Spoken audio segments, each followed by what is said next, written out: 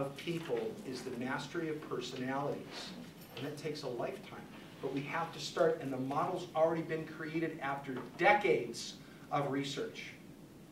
Decades of research. Individuals all across the United States and around the world. Okay? So that's our first segment. Our first segment is the DNA of people, which is personality mastery, which is the first part of the BOS system. The second part is the 530 grid. And this is the DNA of business. And we're talking about how to attract profitable clients. I'd like to invite Mark Elkins up. Give him a big round of applause. Yeah. Mark.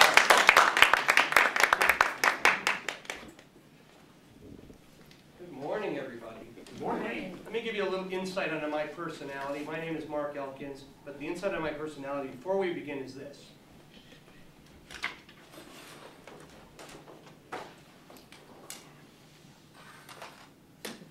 You're upside down? It was upside down, yes. Can anybody tell what kind of personality I am? Wow, I didn't even notice. It was upside down. I am an analytical. This is all the way down here in developing clients for life. But Ed is building his business through, he's identified his targets, what his business is, and he's developed and delivered a message, and he is tracking those leads by continuing to pay attention to those people. Right? He puts himself in front of them. He puts himself in front of groups of his clients. That's his client. So I've heard a lot of descriptions of who is your client? What is a profitable client? What I did not hear anybody say is a profitable client is a client that gives you the opportunity to make some money. Because if you don't make any money, you could have lots of clients who you have insight on what it is that they want. And lots of clients who like your product and respect you, and lots of clients who may tell other people about you. But unless you can make money, where is the profit? Right? So, who is that? What you need to know in order to identify the targets on a profitable client is you need to know very deeply what is your own business. What is it that you are selling in your business? And when I introduced myself this morning, I told you about my company name, Arazu. And I told you that Arazu in Urdu means hope. What product am I selling? Am I selling real estate? No. Am I selling learning? No. Am I selling get you out of foreclosure?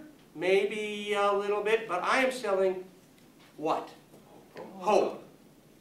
My product is hope. Have you watched the ads for perfume and fragrances on the TV or internet this season? It's holiday season. What do you see? The young people on the beach, cuddling. You see flashes of this and that. Some sex appeal, right? And people always say to me, what's their, oh, they're selling sex. No. They're selling romance. Right? Isn't that like a scene out of a romantic novel? Isn't it like a scene out of a romantic movie? They know what their product is. Their product is romance. And if you use this cologne, you can get yourself a romance. If you come to my business, I can give you hope. Hope that you can get out of that tough financial situation. Hope that you can actually make money with your IRA. Hope that you can advance your career by learning some new trade.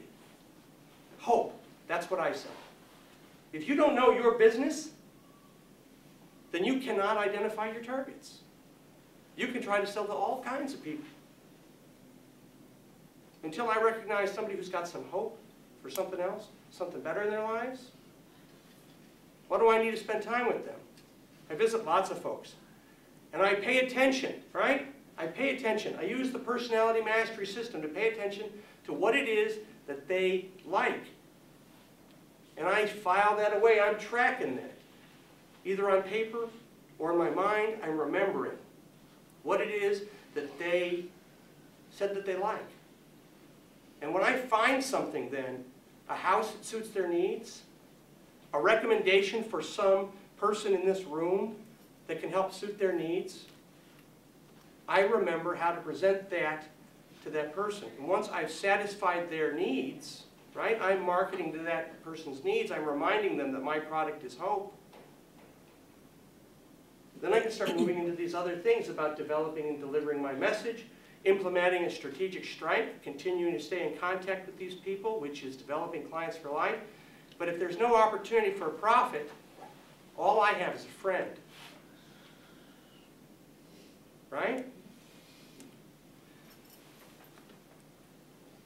Once I've developed that relationship and that client, I'm going to move them all the way through my system to get dollar results. It's all about the profitable client. I can implement this and, and develop great friendships, right? Who's a fan of the Big Bang Theory? Right? Anybody? There's a diagram for making friends, right? You can follow that just as easily, I suppose, right? If all you want is friends. If you want profits, it's in the system, right? And this system will tell you how to drag that out. How do you improve your strikes? How do you improve the pressure points? So you put things. I had a client, became a client. They were not a client. I paid attention to what it is they liked and what their needs were and what their concerns were. Well, it turns out that when her daughter was 4 years old, she wanted to read, couldn't read, and she couldn't get the kid into school. Genius kid. Well, I gave her my copy of a book on how to teach your young child to read through this method. Now that did not result in an immediate sale. But I paid attention, I tracked my results. I had asked key questions to understand what it is that this woman wanted. And when it came time to buy, who did she remember? The guy who just passed through? Or the guy who was constantly talking to her about her daughter? The guy who was tracking to pay attention to see if the daughter had made any progress? The guy who sent her the resource to do that? Why did I do that? If it was just a person I met at a baseball game or in the supermarket, do I need to pay attention to that? Well, maybe, but only if there's an opportunity to make some money. Otherwise, all I got is a friend. That's what a profitable client is. I'll tell you another story about a profitable client. I know what my business is. I know very deeply and intensely what my business is. It's about hope, right? And I started out, so I'm going back now about 8, 9 years ago. And at that time, the economy, I could see the economy on the horizon. What was starting to go, was going to go bad. And I had already screwed up my credit, lost a ton of money. And I was talking to somebody about, hey, you get into no money down deals. Right? So I could sell him some training, make some money. Well, he said, you know, I know you've been buying no money down deals, and I really like you. What if you had some money? Well, okay, I can find great deals if you had some money. So I started talking to him about deals. And he said, yeah, that one doesn't really interest me. Call me if you get something else. And I would call him periodically, right, about deals. And he'd always say, yeah, you know, and I would ask him, I would go after him, hey, you know, tell me more definitely what it is you're looking for. Now, at that time, I did not know personality masteries. So I really didn't know how to get to him. So I would ask him, I'd call him up, oh, that's not for me. Finally, I called him up and said, listen, Mark, I've got a deal right now in my hip pocket. Got the contracts all signed, we're ready to go. I bought a house, it's in Barrington. It should easily go for $1.2 million. I got it locked up for $250,000. It needs, you know, it had a water leak in the upstairs bathroom. The kitchen's destroyed, which is we didn't want to do that anyway. So we can put $150,000 in this and make ourselves a boatload of money. After a year of trying this guy, I thought I had one. This is the one! He's got some money. I know the guy's coming. Called him up. Mark, I got this deal, right? You'll never believe what he said to me. He said, I just found something. What did he say? I just bought something. Worse. Okay, another guy. Worse. House got taken away. Worse. He's going bankrupt. Worse. Jeez. Dying of cancer. Worse. He's already dead? He said, Mark, I'm right now working on a hotel deal, beachfront, Florida. I can lock that bad boy down for $70 million. And we're going to need another $50 million to finish it out. I do not have time to talk to you about your $1.2 million deal.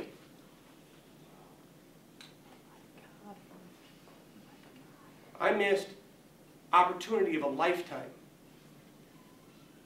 Why? Because I did not use a system to develop the client and to understand what it is he really wanted. He'd been looking the entire time for really huge deals. I finally did bring him a deal. And this was a deal about $35 million. It was a development in Hinsdale where the guy who had owned the property, he got arrested and prosecuted for operating a Ponzi scheme. So the feds had him.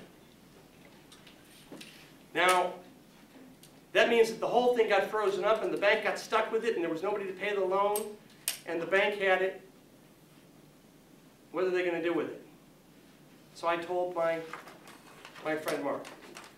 And he says, Mark, that sounds like a really good deal. Come down and give me some numbers. Yes. Okay? Well, I brought him all the numbers. He ran the numbers. And he knows exactly the penny.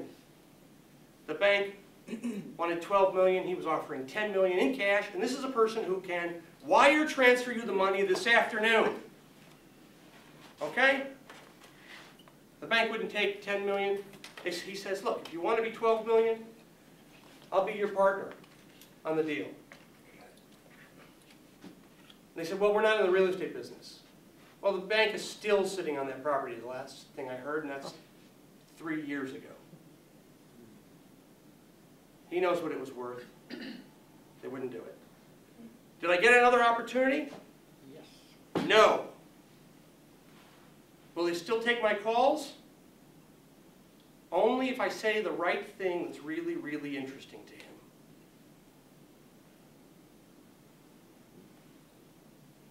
He told me, how many of you have heard, if you want to do work with a millionaire, you have to offer them some value. You know, ask the millionaire what you can do for him. He said to me, point blank, he said, Mark, you're saying that now because you heard somebody say it. It's not true.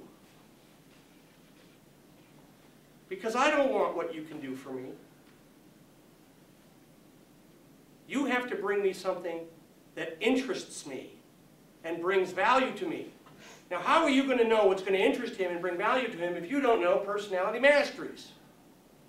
And if you don't know how to identify your targets in your business so that you can present to him the thing that would be interesting? Because interesting to him brings value. I found that in sales I can get anybody to do anything I want as long as what I want them to do makes sense to them. That's it. I can explain some crazy deal, and I do crazy real estate deals that I can't even explain them to you. It'd take too long. More time than I got. And I have people do these crazy deals where we get money from a weird source, we put together something else, we buy something else, we twist them around, and we get this crazy real estate deal to work. Why do they do that? And all they wanted to do is get out of foreclosure. Because I put it together in a way that makes sense to them. It's not the way the realtor ever told them. It's not the way the lawyer ever told them. It's not what the bankruptcy attorney said that they should do. It just makes sense. Without a system, I cannot make sense. And if I don't understand what they think, I can't make sense to them. So the 530 grid. Identify your targets by understanding your own business. Develop and deliver a message that is actually about your business and not what you think it might have been or people want to hear. Track 100% of your clients and find out what it is that they're thinking after they've gotten your message. Because you can deliver a different message for that person if you think there's an opportunity to make some money, right? You can change your message if you're not getting enough response. Ed changed his message, and instead of getting from 20% response works closing ratio, he now gets 90% closing ratio. He just changed his message a little bit. Where's that? That's in the 530 grid. Way, way, way at the beginning of it. If you're not involved with a mentor who knows the 530 grid, if you're not working with an EVA who can help you balance out your leads so that you can deliver the proper message, something in your business needs to change right now. So that's what I have to tell you today about the 530 grid. If you have questions, my name is Mark Elkins, and I can be reached at 630-372-8800. Thanks, Mark. Wow.